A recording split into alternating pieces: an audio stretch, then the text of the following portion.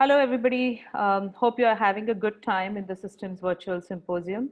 Today, in this session, we are going to talk about the one platform, or I would like to call it as the one and only platform for the security, scale, and performance of your business needs. My name is Aarti Ranade. I'm the director for IBM Z and Linux One for Asia Pacific. And today, I'm going to be, like I said, I'm going to be covering this topic of Linux One as a platform. But before I get started on that, I want to talk a little bit, and everybody is going through the COVID situation and the pandemic, right? So I do want to talk a little bit about the overall impact into the industry. Um, Clearly, there are some industries, as you can see from this slides, that are getting highly impacted, like travel and transport, very obvious. But then there are surprisingly others like telecom that are also getting impacted because subscribers are no longer looking at, you know, adding. There are no new subscribers getting added, or subscribers are not really moving from one service provider to the other. The one industry that has still sort of is still showing some green is the retail industry. And again, this is more focused on your daily essentials, medical needs, hygiene products, and so on. Recently, a month back, I did a session on banking and finance, specifically in AP, along with a bunch of industry experts. And some of the common threads that came out of that is, while this industry, like every other industry, is going through a churn, there's also a huge focus happening on the IT and the infrastructure part. Because of the pandemic, there's a surge of demand in certain transactions like online transactions. At the same time, there's a drop in demand for transactions like credit card transactions because people are no longer going out and buying from malls and shopping centers and so on. So clearly that is reducing the demand for credit card. And what the banking and the finance industry is really asking from IT partners like IBM is to give them the kind of flexibility that as they see a surge in demand on in certain pattern and a reduction on the other hand, what they would like to see is have an ability to be able to move their infrastructure, their compute and storage resources towards these growing demands and remove them from some of the other aspects that are not performing well. So that's sort of a change and the flexibility that they are looking for.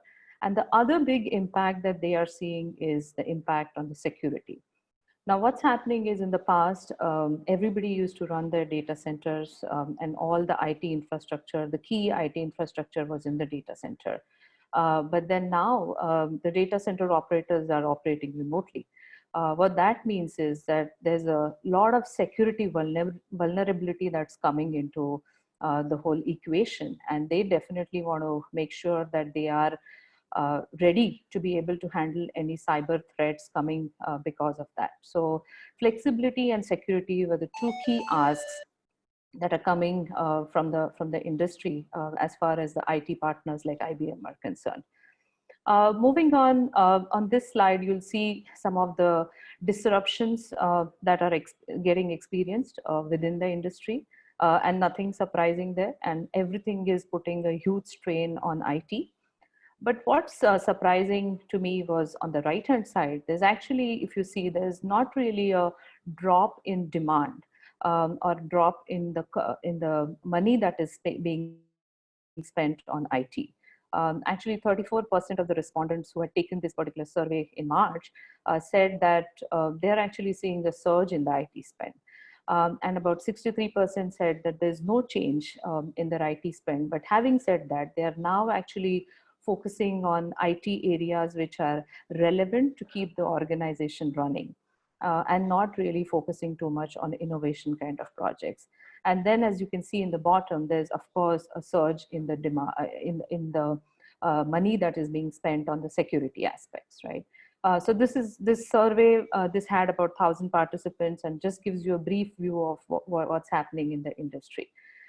So having talked a little bit about the change in the scenario due to COVID, I now want to talk about the platform, the one platform which can really help you in these challenging times, which is the IBM Linux One.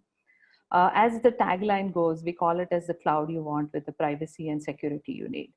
Now, when I talk about cloud, I'm not necessarily talking about Amazon or Azure or public cloud per se.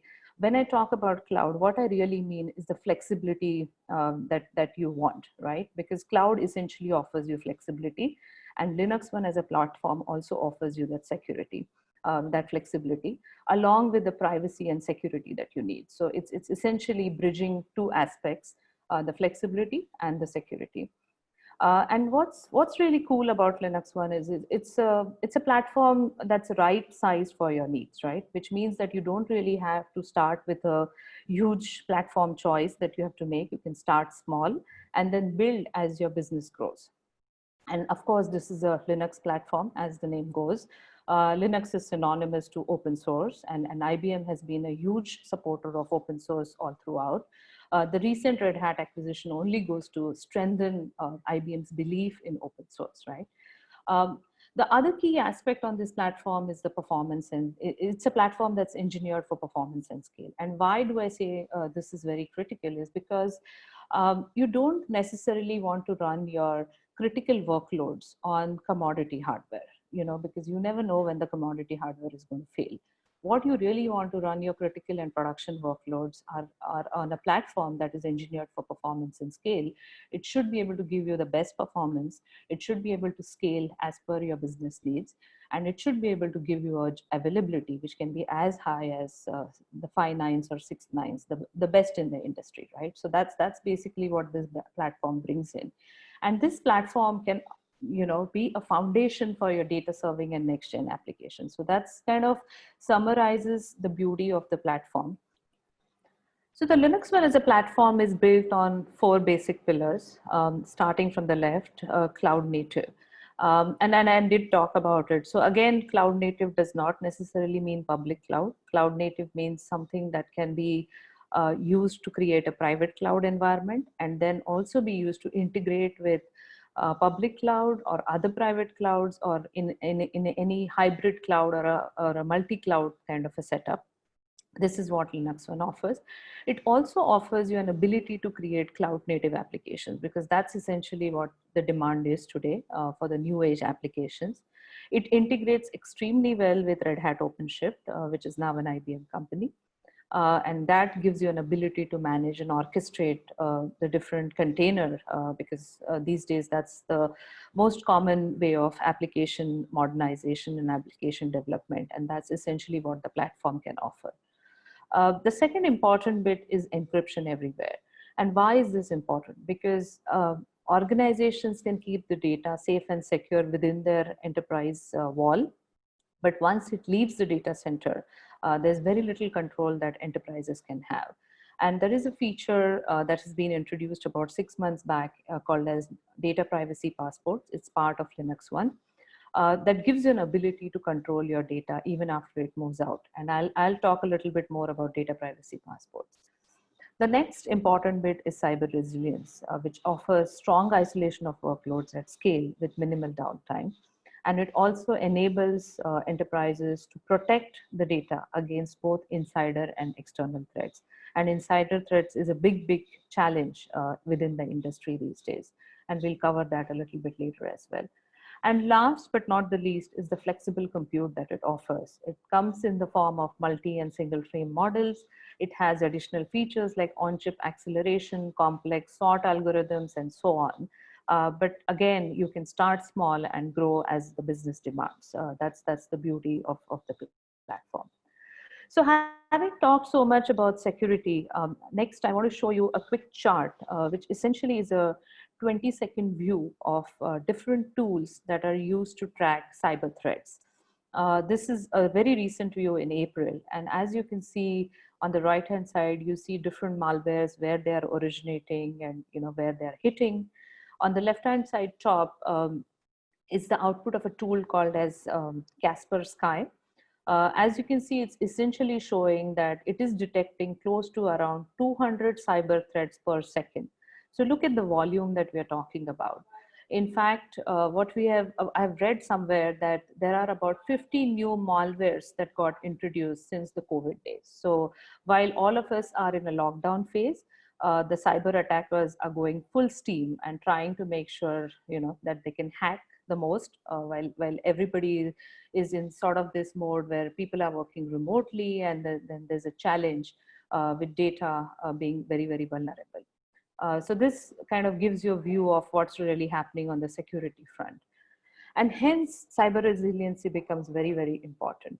So as you see on this chart, the prevalence of cyber resilience, just to sort of give you some stats, right? The odds of an enterprise experiencing data breach is about 1 in 3 in the next 2 years. So everybody, almost everybody is under threat.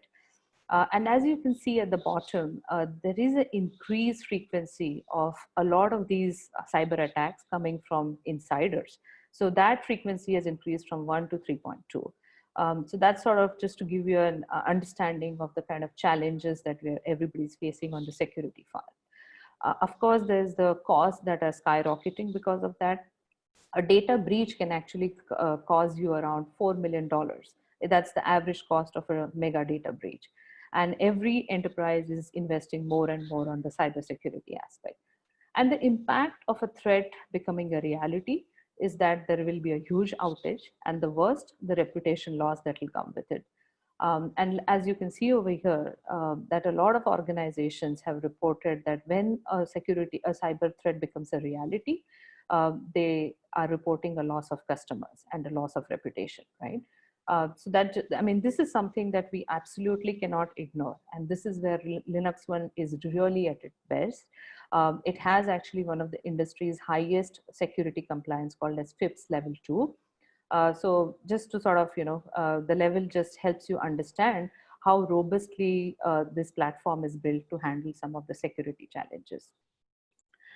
And how does it handle these challenges, right? I said I'll talk a bit about data privacy passport. So this particular diagram will just give you a quick overview of what we are trying to do here.